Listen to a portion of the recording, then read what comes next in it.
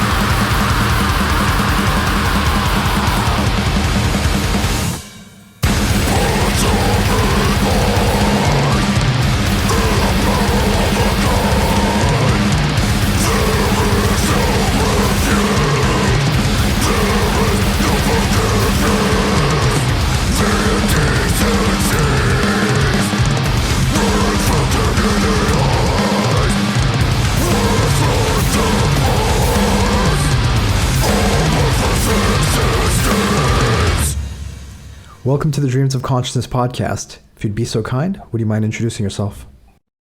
Hey, my name's Rob LaChance. I play in the band Wake. And Rob, how would you describe the music of Wake? It's kind of a mixed bag. I usually just sum it up as experimental metal. But yeah, we have a lot of stuff going on. The easiest explanation would just be experimental metal. And we'll speak about this in more detail when we speak about this latest album.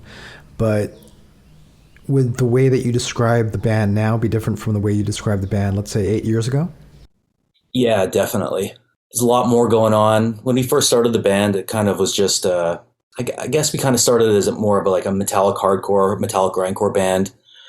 Kind of like, I don't know, a lot of the stuff we were listening to was like Zero's Gone, Catharsis, earlier Integrity, that kind of thing, you know, with some blast beats interjected in there as well. And as we've grown, I guess we've grown as songwriters, we've grown as players, and just kind of, I guess, just kind of developed over time and put stuff in there that we like and what we listen to, and just grown upon what the base that we had, I guess, from the first few records. And we'll speak about that growing process some more in a little while. Tell me a little bit more about your intentions starting the band and going to this Catharsis, His Hero Is Gone type hardcore influence grindcore band. Were your intentions specifically to make that kind of music, or was there more to it than that? No, that was pretty much the base of it. We just wanted to play some music, bunch of friends having a good time, and we wanted to tour. We wanted to make music. Those are the two things that have kind of always driven us as a band, is just to do those two things. Like, we love writing music, and we love touring. We like playing live, and that's just how the initial, like the very beginnings of the band started. Just our love for music, our love for extreme music, and our love playing live. And was there a point as you started recording and releasing more albums that your goals started changing a little bit, or maybe even expanded to wanting to do more than just playing live and releasing albums? Definitely, the more we did it, the more we got a grasp of what we wanted to do and what we wanted to sound like. Every album is kind of like a different stage of the band, as with any band, but we just kind of, I guess with the songwriting aspects of it, it was just, we'd do certain things on certain records that we liked, and as we went forward, we just kind of wanted to not replicate those things, but improve on them and grow and develop them more. There's, I guess, some of the shoegazy stuff that we did, or some of the dissonant stuff that we did on like Sewing, we experimented it with there, which we didn't really have those parts in False. And yeah, going from Sewing and moving forward, we worked more on the dissonant stuff, and that, developed and moved on to Devouring Ruin and Misery Rights. And from Devouring, we kind of experimented with more delay, more atmosphere, more feeling, more emotional chords, longer songs, I guess, that kind of thing. It's always just been a development over time, just ever growing. Never really wanted to stop and, just repeat what we've done. We don't want to be a rerun machine. We want to keep ourselves interested in what we're doing as much as our fans are our audience. And yeah, just that's pretty much it. And as we speak about this growing process, was your process of writing and arranging songs also changing throughout this period? Yeah, it was just developing as songwriters and developing as musicians. Again, the band's been around for close to 12 years now, so we've just been naturally and organically growing as a band and growing as songwriters. And I think I've said songwriters about 5 times, sorry. That's fine. That's more or less what this podcast is about. Okay, cool. But yeah, it's just a natural progression. There was never any definitive moments where we were like, oh, we want to sound like this, or we want to sound like that. It was just a natural progression of where the music took us and the natural direction that it kind of leaned towards. Can you tell me about that process in a little bit more detail? How does a song start for you guys? Usually it'll start with me. I'll develop a collection of riffs. I'll take those riffs to practice, and we'll kind of build upon them there. The arrangements come, like the most important part, I think, as a band, a whole. The arrangements are handled by everybody in the band, from, Josh, our drummer, to Ryan, the bass player. Kyle has some input as well. But we kind of flush everything out at practice. It all starts from just a few melodies that I have, a few riffs, and an idea of where I want that song to go. And it really gets flushed out at practice, and a lot of time in the rehearsal space. Now, when you come into practice with riffs, do you also have ideas on arrangements, or do you mostly leave that to the process within the group in the rehearsal space? I have some ideas. I'd say 50% of the time the arrangements follow the ideas that I had before, but the other 50% is definitely the band, everybody having their fingers in it, and just the amount of time that we spend on it. Like, we rewrite stuff so many times. I'm never really happy with the first iterations of the songs, and just back and forth for months and months, really fleshing out the parts that we like and what we don't like. Yeah, it's the most important part is everybody in the room together helping with the arrangements. And how long does that process take? The group working together on an arrangement. When are you guys mostly happy with the way a song is sounding? It's all luck of the draw. It really comes down to luck, I guess. Sometimes it'll take a month, 2 months.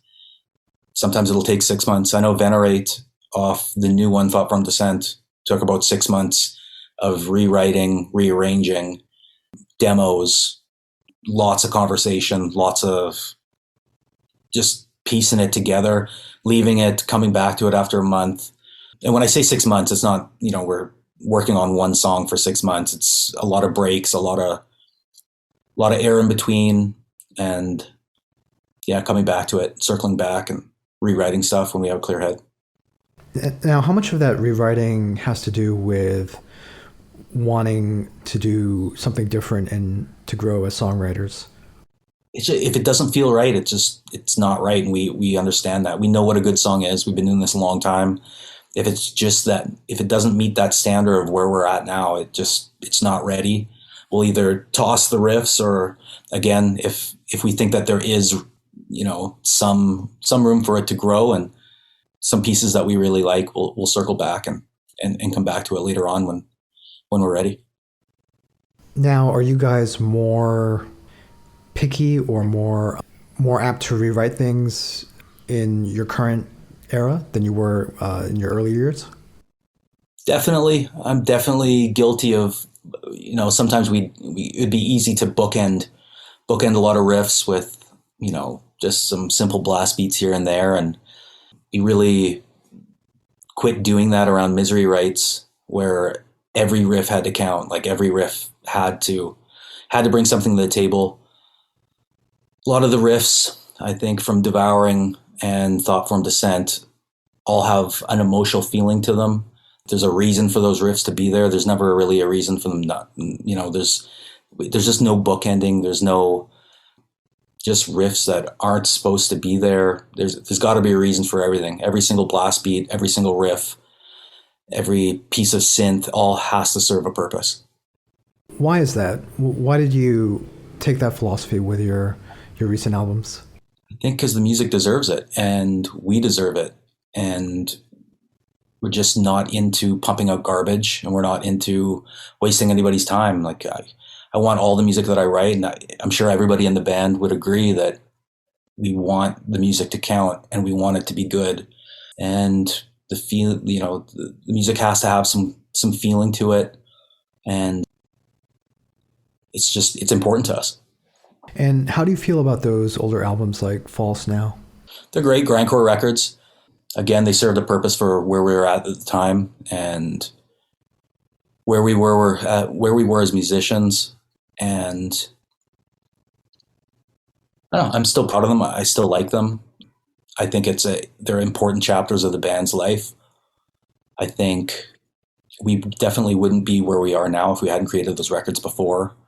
And again, it's the basis of what we do now. It's the base of what we do now. I still feel like we haven't jumped ship on anything that we've done. We've always just grown upon the records that we've already released.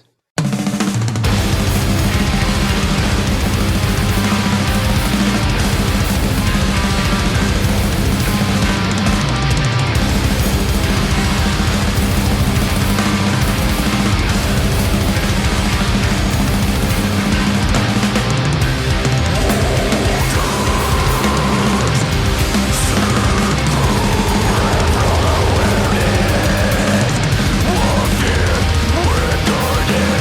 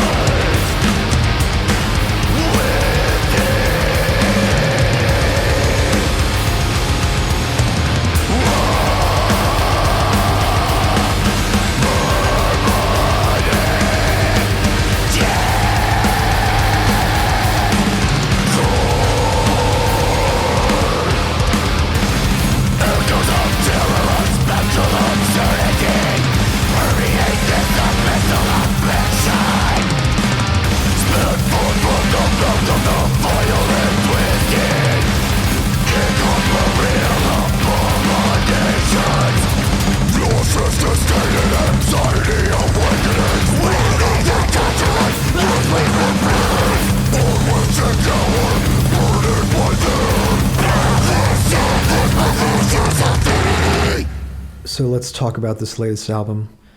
It's called Thoughtform Descent, and it will be released on the 22nd of July through Metal Blade Records. Am I correct in saying that this will be your sixth album? It will be, yep.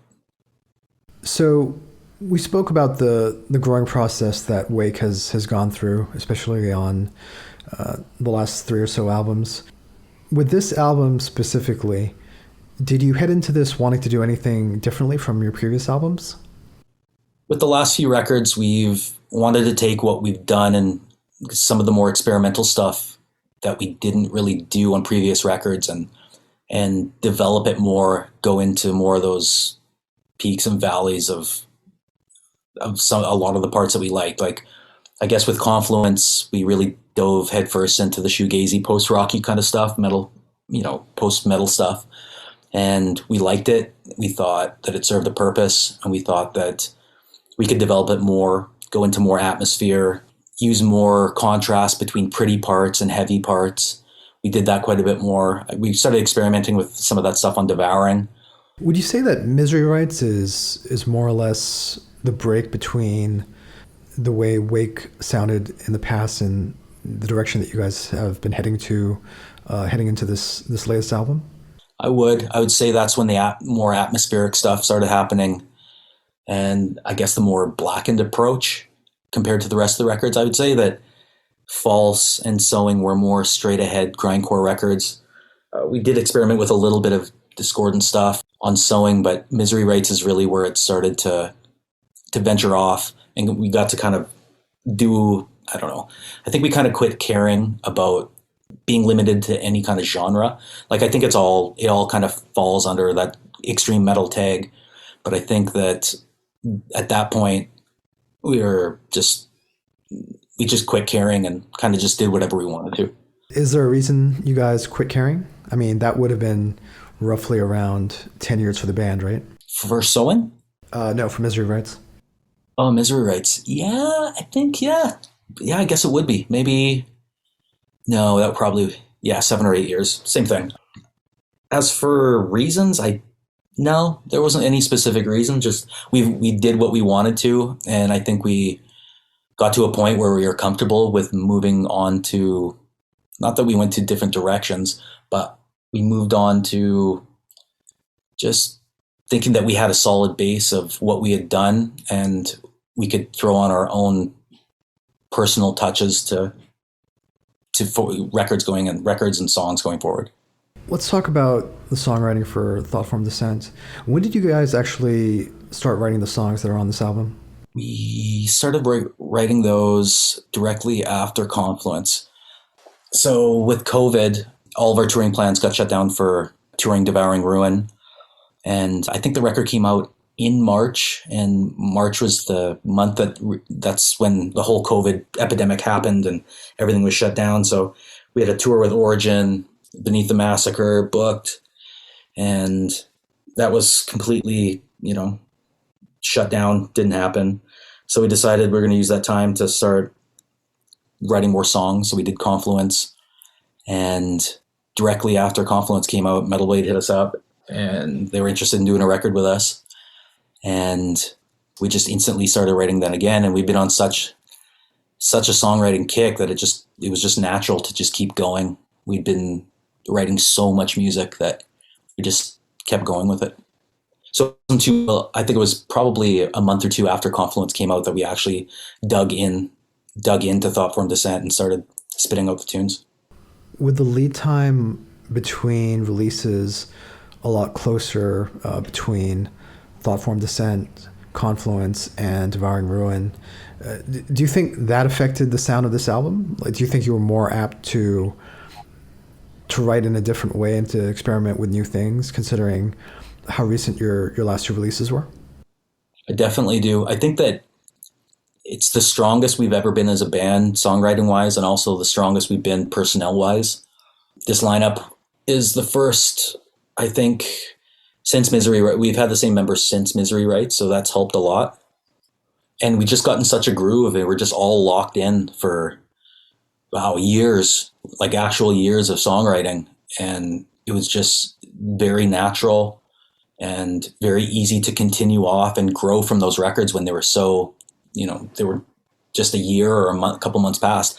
Every other record we've done, we've had, 2 years in between, and we've taken some breaks or whatever, but no, we just kept going with from Devouring to Confluence to Thought Form Descent and some other stuff and some demos and stuff in between. But yeah, it was a wild ride for a couple of years. It seems like the tendency on these most recent releases is for longer songs. Is there a reason for that? Were you guys intentionally trying to expand the way that your songs flow, as opposed to the earlier kind of short, sharp grindcore, hardcore style that you guys started with? Or is this tendency more or less unintentional? I guess it's intentional and not. It's just some of the riffs call for it. It's really hard I just feel like some of the riffs were longer and they needed more time to really sink in and to develop in the songs themselves. So I think it was just natural. Like, we did a lot of sludgy stuff in there as well in a lot of the long songs. I find that the longer songs have sludgier parts, and I just felt that the sludginess, the atmospheric vibes and the riffs they just called for being longer. Some of the songs are, we have 4-minute long songs still, but some of our songs have gotten up to 10 minutes long here and there too. But it's all because the song calls for it. And I don't know, I guess it would sound strange if they weren't that long. And we know, because we wrote and rewrote those songs probably about 1 billion times. So we tried everything. Is repetition more important to you now, or do you have more of an appreciation of repetition now than you guys did in your earlier years? I do. Definitely. If the riffs are good, people want to hear those riffs again, and I want to play those riffs again. I want to play them over and over again because it's a solid riff, and I think it's also the way we write songs. We like to come back to stuff at certain parts. A lot of times when you come back to parts, it's a lot. It hits harder, I guess. And how much of that is due to your experience playing live? Do you feel like repetition hits people in a different way in a song? I definitely do. I'm a sucker for people coming back to riffs, coming back to certain parts. I mean, if a song's good and you play it well, you do a good job, you can play a 20-minute song, if that makes sense. Yeah, absolutely. So I know this isn't necessarily your area, since your vocalist Kyle writes, I believe, most of the lyrics. He does. He writes all the lyrics. But do you want to say anything about the lyrical approach and the concepts on Thought Form Descent? That's a tough one for me, just because it's kind of Kyle's area, and Kyle's kind of personal about his lyrics. Sure. I know that the Thought Form Descent isn't based on any kind of real personal stuff, but it's a personal story, a story of journey that Kyle came up with as a whole. That's kind of his thing. And I believe Kyle has spoken about the way that the songs are tied together in a, not necessarily narrative fashion, but somehow linked thematically. Would you describe this album as a concept album? It's tough. Yeah, I would. Concept based on, I know it's based on a short story. I know that the record is based on a short story by Kyle. Not as much as, say, Devouring. Devouring was a concept record. And yeah, I think loosely it is. Is this also something new for the band, having your most recent albums, having the songs tied together through themes and concepts? Devouring was the first one that we really did that. Record was based on personal hardships that Kyle was going through at the time. And this one, Confluence wasn't, but this one is roughly based on a character of again, Kyle's short stories.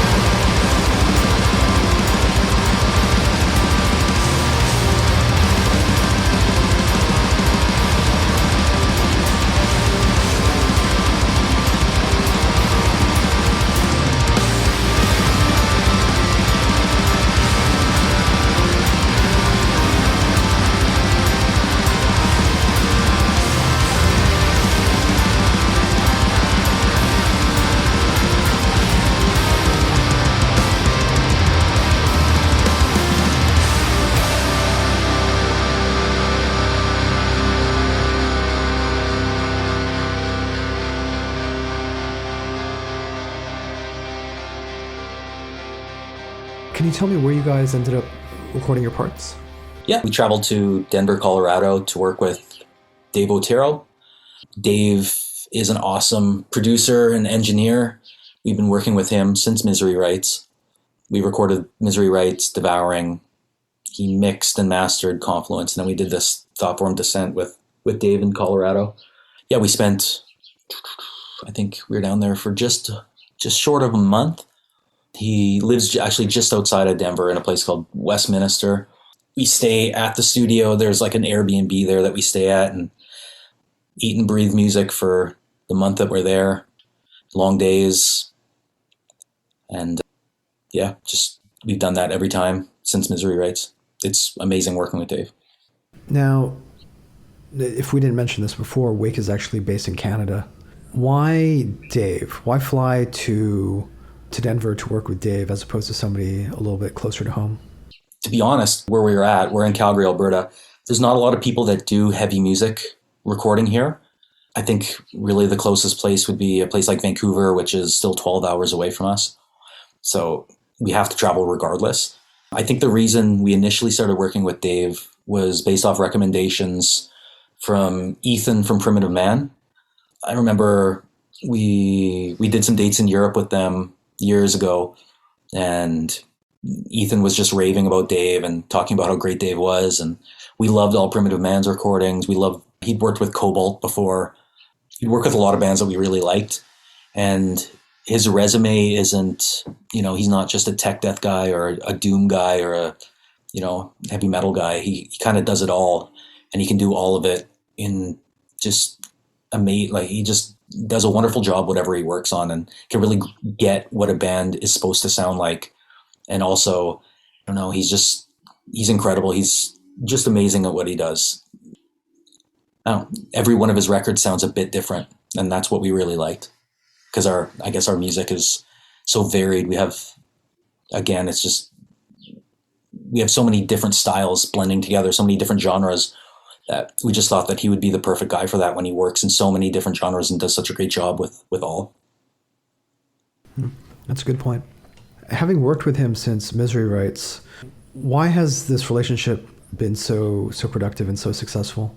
We really like the fact that Dave will get into the music with us and really help us flush it out and not just press the button. He really works as a producer and an engineer.